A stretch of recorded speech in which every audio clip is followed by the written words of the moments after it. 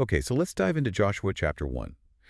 This chapter picks up right after a really significant moment. Yeah, the death of Moses. 40 years of leadership suddenly gone. Exactly. And this chapter, it's a huge turning point. God speaks directly to Joshua, Moses' aide. Right, commissioning him, giving him this, well, enormous task of leading the Israelites into the promised land.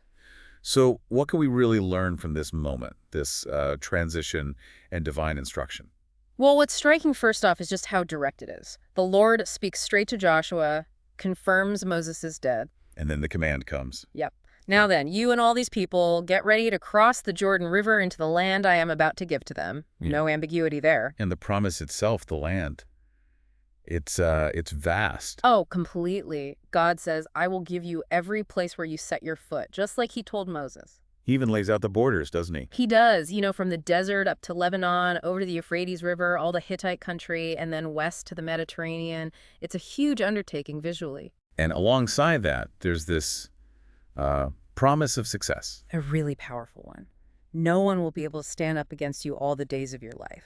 That's quite the assurance. But maybe the core of it all, the foundation, is God's presence. I think so. That line, as I was with Moses, so I will be with you. I will never leave you nor forsake you. In a time of massive change, that's the constant. Right. And immediately after that promise, we get this command repeated multiple times. Be strong and courageous. Yeah, it's like a mantra for him. First, it's tied to leading the people into the land, right? And then just for overall success. Exactly. It suggests courage isn't, a one-off thing. It's an ongoing requirement for this whole mission. Mm-hmm. That repetition feels important. Hmm. But the text connects it to something else, too. It's not automatic success just because God promised or Joshua's brave. No, absolutely not. There's a crucial condition. Be careful to obey all the law my servant Moses gave you. Do not turn from it to the right or to the left. So that's kind of the how, isn't it? How success and prosperity actually happen. Precisely. God explicitly tells him, do not let this book of the law depart from your mouth. Meditate on it day and night. Then you will be prosperous and successful. So it's not just having the law. It's living it, internalizing it. Constant engagement. It's this really interesting mix. Yeah. An absolute divine promise coupled with, well, intense human responsibility. And God finishes his instructions by coming back to that main command and promise again. Right back to it. Be strong and courageous. Do not be terrified. Do not be discouraged, for the Lord your God will be with you wherever you go, directly tackling the fear he must have felt. So Joshua gets this huge commission. How does he react? Immediately. There's no hesitation shown in the text. He orders the officers, get supplies ready, tells the people, prepare to cross the Jordan in 3 days. He turns the vision into practical steps. Exactly. And he also makes a point to talk to the tribes that settled east of the Jordan already. The Reubenites, Gadites, and the half-tribe of Manasseh. Yeah, he reminds them of what Moses had told them.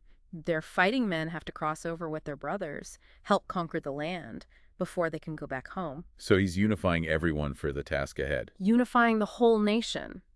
And the people's response, it's just as immediate. And pretty strong, from what I remember. Very strong. A clear vow of obedience. Whatever you have commanded us, we will do, and wherever you send us, we will go. They even compare it to their obedience to Moses. They do, but they add that really crucial line, only may the Lord your God be with you as he was with Moses. Their loyalty is tied to seeing God's presence with Joshua. Mm-hmm. It shows what they value most. And then they add that stark consequence for rebellion. Right. Whoever rebels will be put to death.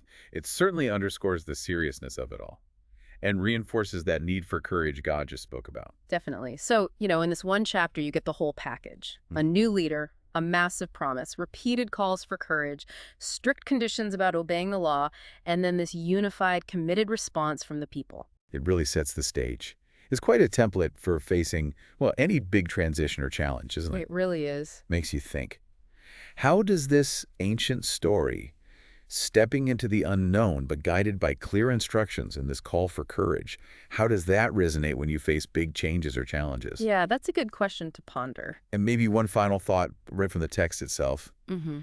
You have this tension, don't you, between God's absolute promise, I will give you every place, and the simultaneous demand for human action.